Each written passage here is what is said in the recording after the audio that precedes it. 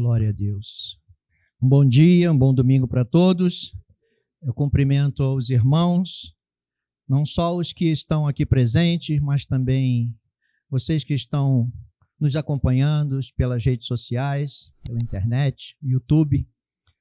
Eu os cumprimento com a maravilhosa paz do Senhor Jesus. Pulando porque a oração já foi feita pelo nosso pastor Carlos, nos colocando à disposição do Senhor para que nós pudéssemos estar aqui.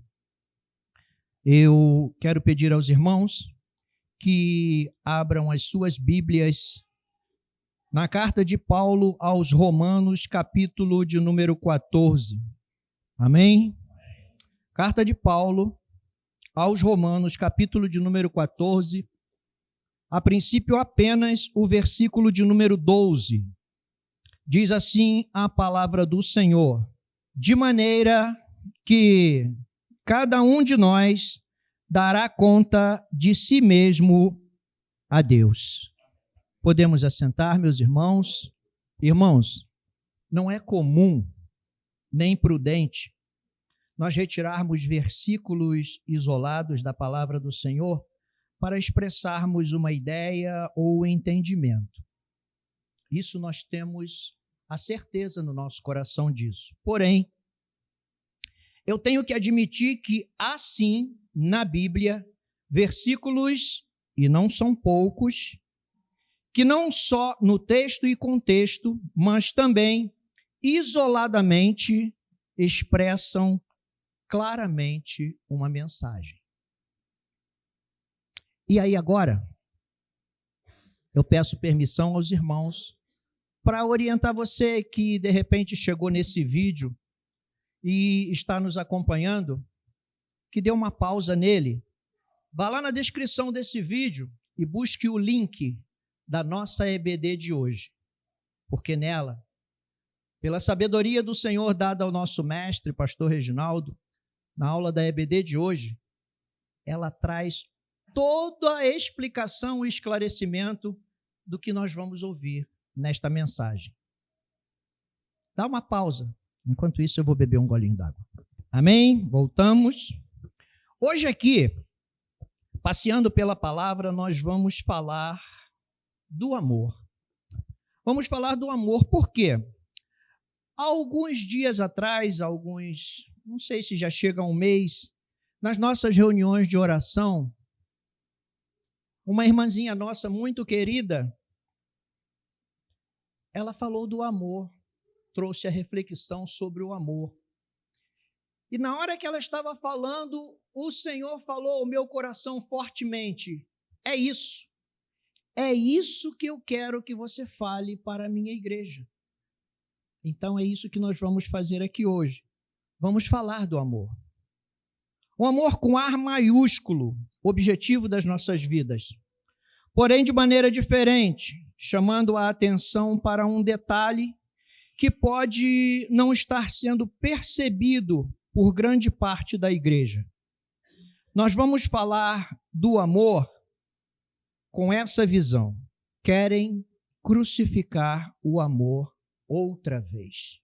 No versículo que lemos, o apóstolo Paulo usa com muita sabedoria o termo nós, ou seja, de maneira que cada um de nós dará conta de si mesmo a Deus.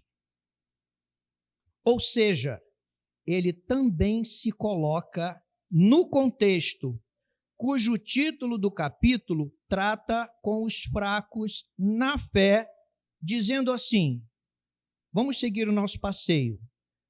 Carta de Paulo aos Romanos, capítulo de número 14.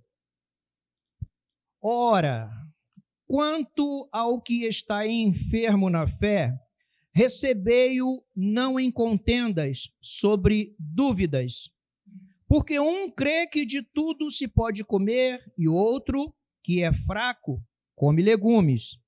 O que come, não despreze o que não come. E o que não come, não julgue o que come, porque Deus o recebeu por seu.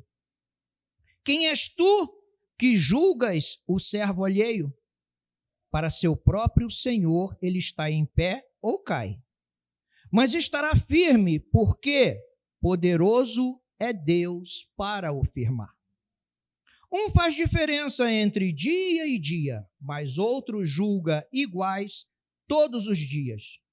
Cada um esteja inteiramente seguro em sua própria mente. Aquele que faz caso do dia, para o Senhor o faz. E o que não faz caso do dia, para o Senhor o não faz. O que come, para o Senhor come, porque dá graças a Deus. E o que não come, para o Senhor não come, e dá graças a Deus. Porque nenhum de nós vive para si, e nenhum morre para si. Porque se vivemos, para o Senhor vivemos. Se morremos, para o Senhor morremos. De sorte que, ou vivamos, ou morramos, somos do Senhor. Porque foi para isto que morreu Cristo e ressurgiu, e tornou a viver, para ser Senhor, tanto dos mortos como dos vivos. Mas tu, por que julgas teu irmão? Ou tu também, por que desprezas teu irmão? Pois todos havemos de comparecer ante o tribunal de Cristo. Repetindo, todos havemos de comparecer ante o tribunal de Cristo. Quando Paulo fala isso aqui, ele está também se colocando em todo esse contexto. Por quê? Porque está escrito, como eu vivo, e agora quem diz é o Senhor, que todo joelho se dobrará a mim e toda língua confessará a Deus. E aí Paulo entra com um versículo que nós lemos, de maneira que cada um de nós dará conta de si mesmo a Deus. Aqui uma carta que Paulo escreveu a uma igreja. Mas se nós formos lá no Evangelho de Mateus, lembrando que nós estamos fazendo um passeio pela palavra. No Evangelho de Mateus, no capítulo de número 12, o versículo de número 36, diz assim: mas eu vos digo que de toda a palavra ociosa que os homens disserem, hão de dar conta no dia do juízo. Porque por tuas palavras serás justificado e por tuas palavras serás condenado. Comportamento e atitude nossa, não é verdade, meus irmãos? E vocês prestaram bastante atenção na nossa EBD de hoje, não é verdade? E você que foi lá na descrição, tenho certeza que está saboreando tudo que foi ensinado para nós no dia de hoje. Mas isso começou só depois de Cristo? Essas observações, essas chamadas de atenção? Não. Vamos passear um pouco no Antigo Testamento. Vamos lá em Jeremias, capítulo de número 31. Vamos lá no versículo 29. Deus, falando a Jeremias quanto à promessa de trazer o seu povo do cativeiro, declarou assim: naqueles dias, versículo 29, naqueles dias nunca mais dirão, os pais comeram uvas verdes e os dentes dos filhos se embotaram, mas cada um morrerá pela sua iniquidade. De todo homem que comer as uvas verdes, os dentes se embotarão. Eu fui buscar o que significa embotar, quer dizer, perder o fio. Ou seja, os nossos dentes, isso normalmente acontece aqui, né, quando nós já chegamos a uma determinada idade, os nossos dentes realmente eles vão perdendo fio, a gente já não consegue fazer uma mastigação adequada, né? Me permito abrir um parênteses aqui, inclusive tem não diria que seja uma piada, mas uma história que a gente ouvia antigamente, é uma pergunta, né, uma charada, vamos dizer assim. em que a gente pergunta o que é, em que a primeira e a segunda Deus dá, e a terceira, quem quiser, tem que comprar. E é uma realidade, não é verdade? Então, se nós não cuidarmos, nós com certeza vamos precisar gastar um dinheiro. Foi só para descontrair, tá bom, meu irmão? Voltando para o nosso passeio, o meu, o teu, o nosso cativeiro, ele já foi eliminado pelo sacrifício de Jesus. E hoje, não podemos pensar que pagaremos pelos erros de nossos pais, muito menos que nossos filhos pagarão pelos nossos, porque é isso que significavam as uvas verdes naquela época. O pecado dos pais, ele era cobrado nos filhos e assim sucessivamente. E aí o Senhor fala aqui, através de Jeremias, que nunca mais se dirão isso. Por quê? Porque o nosso cativeiro foi eliminado pelo sacrifício do nosso Senhor Jesus Cristo. Podemos ver esse assunto tratado também no livro de Ezequiel. Ezequiel, capítulo de número 18, tratando do assunto em que a responsabilidade pelo pecado é individual, diz assim a palavra do Senhor, Ezequiel capítulo 18, e veio a mim a palavra do Senhor dizendo, que pensais vós, os que usais esta parábola sobre a terra de Israel, dizendo, os pais comeram uvas verdes e os dentes dos filhos se embotaram. Vivo eu, diz o Senhor Deus, que nunca mais dirás esta parábola em Israel. Eis que todas as almas são minhas, como o é a alma do pai, assim também a alma do filho é minha. A alma que pecar, essa morrerá.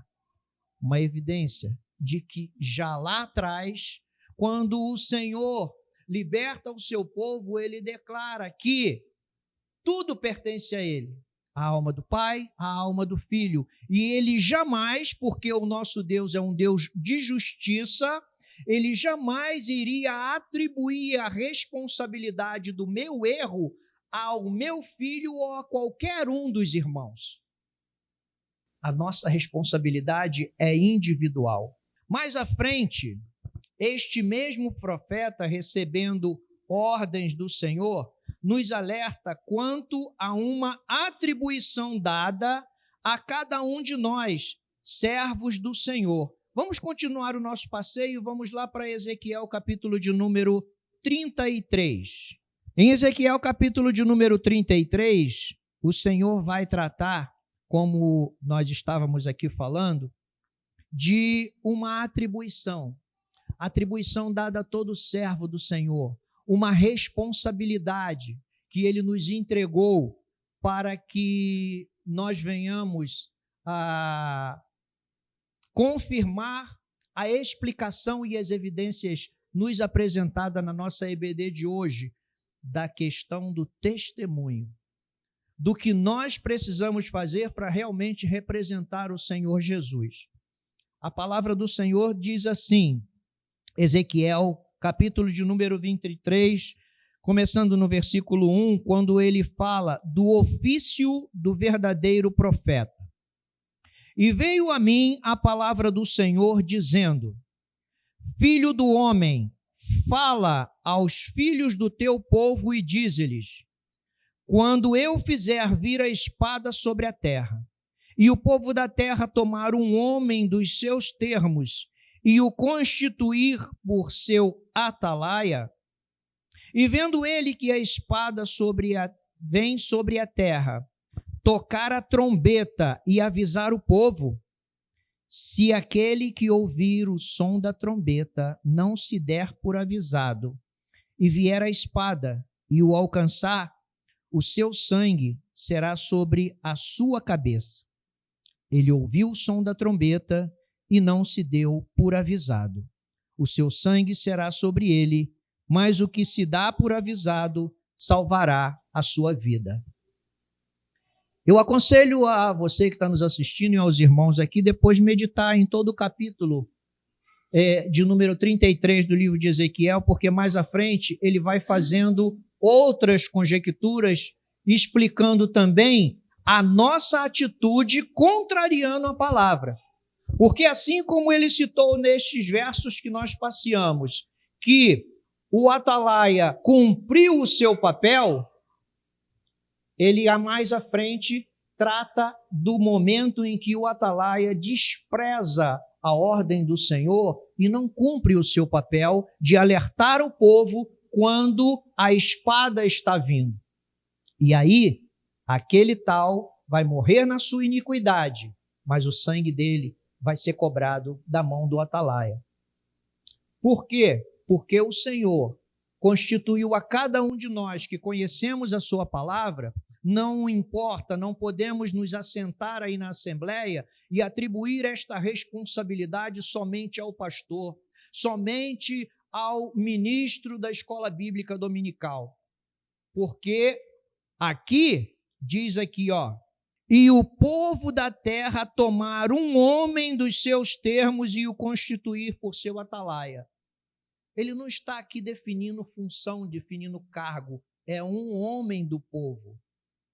Então, eu entendo que cada um de nós, que conhecemos a palavra do Senhor, nós somos chamados a exercer, não só dentro da nossa congregação, não só dentro do nosso ministério, mas principalmente, como mais uma vez eu sou forçado a citar a nossa EBD de hoje, lá no nosso trabalho, quando a gente vai na padaria, dentro da nossa casa, nós somos chamados a exercer este ministério, o ministério de atalaia, de estar testemunhando, não só avisando, não só alertando, mas principalmente com a nossa vida, com o nosso comportamento, nós estarmos alertando a todos que a espada está aí. Amém, meus irmãos? Mas, irmão, você falou que nós íamos passear pela palavra falando do amor e até agora só pancada? Pois bem, passeando e já chegando ao final do nosso passeio, porque ele é bem curtinho para que fique gravado no nosso coração, vamos lá para a primeira carta de Paulo aos Coríntios, capítulo de número 13. Primeira carta de Paulo aos Coríntios, capítulo de número 13. Pedido feito, pedido atendido. O apóstolo Paulo aqui, escrevendo aos Coríntios, ele fala exatamente sobre isso. Ele fala do amor.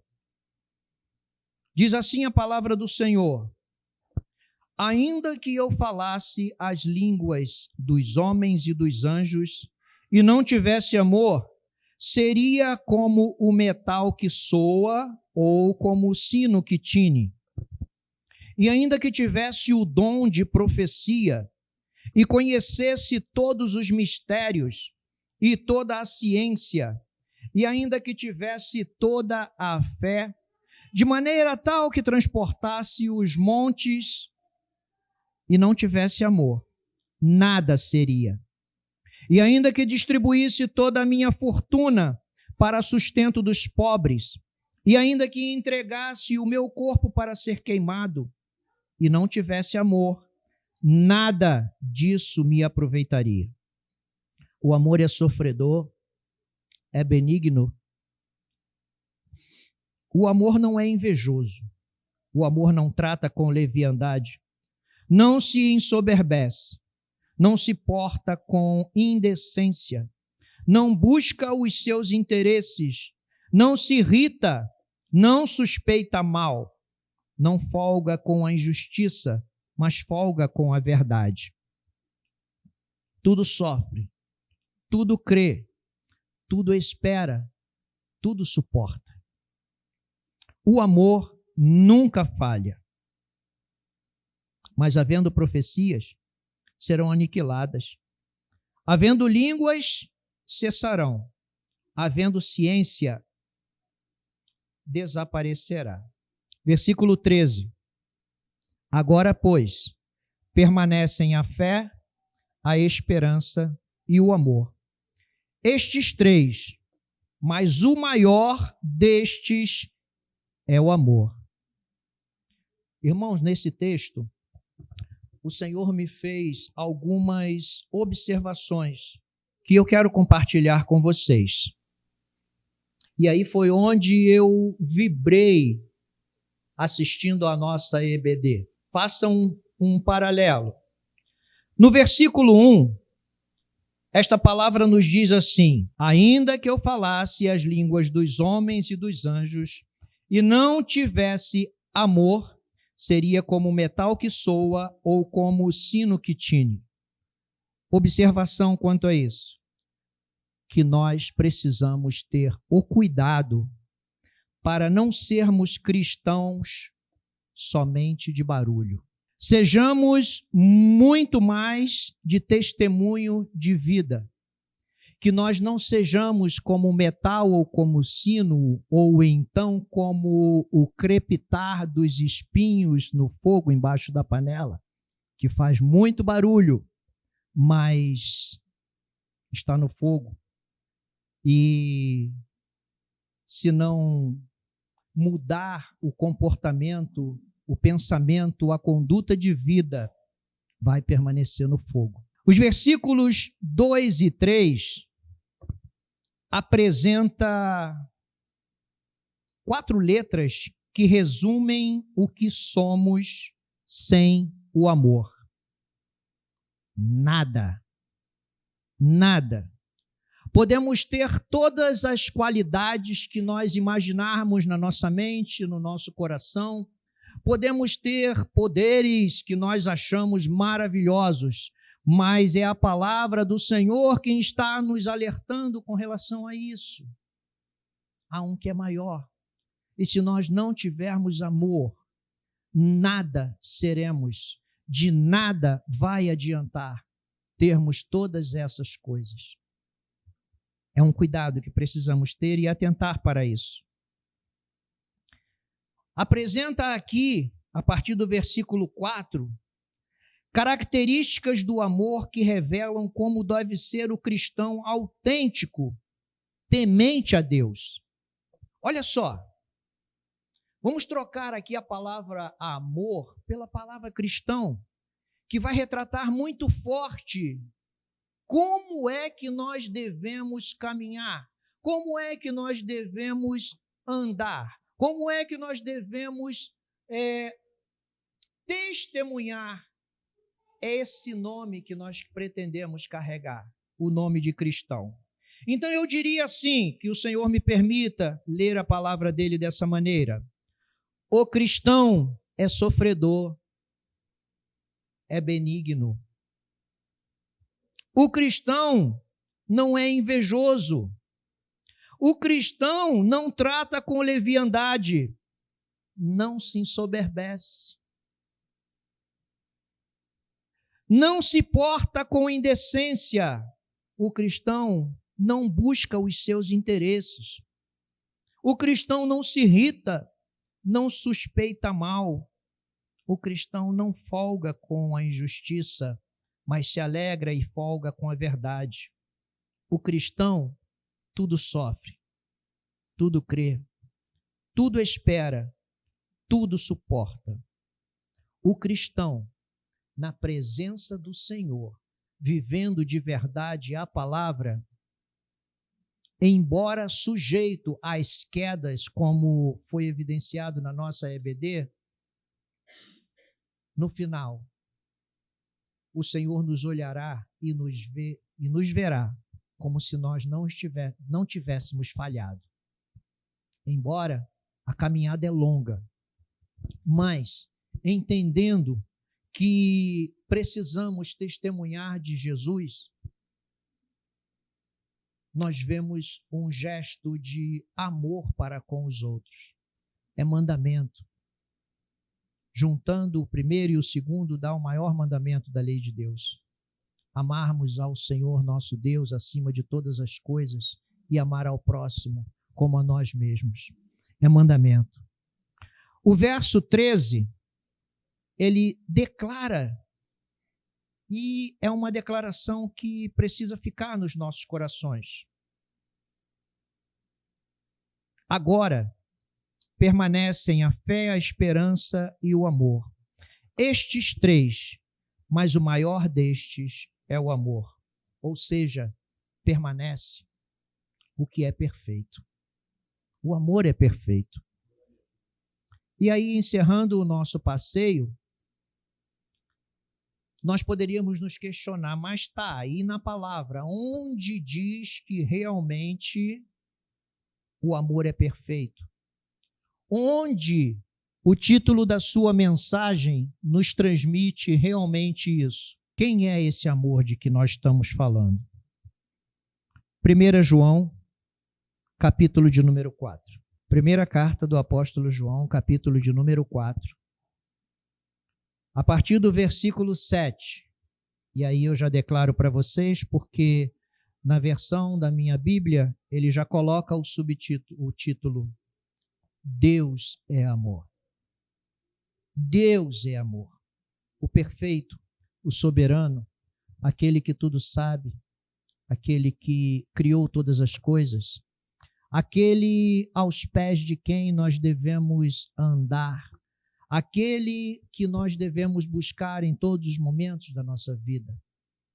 Esse é o amor. Diz assim a palavra do Senhor: amados, amemo-nos uns aos outros, porque o amor é de Deus. E qualquer que ama é nascido de Deus e conhece a Deus. Aquele que não ama não conhece a Deus, porque Deus é amor. Nisto se manifestou o amor de Deus para conosco, que Deus enviou o seu Filho unigênito ao mundo para que por ele vivamos. Nisto está o amor. Não em que nós tenhamos amado a Deus, mas em que ele nos amou a nós e enviou o seu Filho para a propiciação pelos nossos pecados. Amados, se Deus assim nos amou, também nós devemos amar uns aos outros. Deus é amor. Precisamos cuidar para que o amor não seja crucificado por nós outra vez. Jesus foi enviado a esta terra por amor a cada um de nós, por amor de toda a humanidade. É assim que a palavra fala para nós. Deus amou o mundo de tal maneira que enviou o seu unigênito, o seu único filho, para que todo aquele que nele crê não pereça, mas tenha a vida eterna. Estão querendo tirar Jesus dos nossos corações. Quem é que está querendo fazer isso, irmão? O mundo. O mundo aí fora está querendo fazer isso.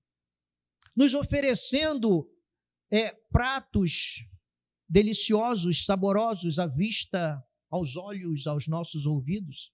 O mundo está fazendo isso.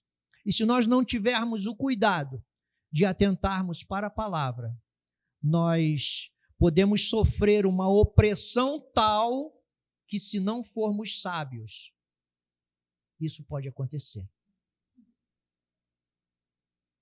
Eu quero agradecer aos irmãos e a vocês que estão nos acompanhando pela internet por passear comigo. Agradeço a Deus esta oportunidade. Não podia encerrar sem pedir a você: curta, compartilhe. Se inscreva no canal da nossa igreja, nossa congregação, porque tem muitas novidades lá que vai aquecer o seu coração e te dar realmente uma direção a seguir. Que Deus te abençoe, rica e abundantemente. Amém.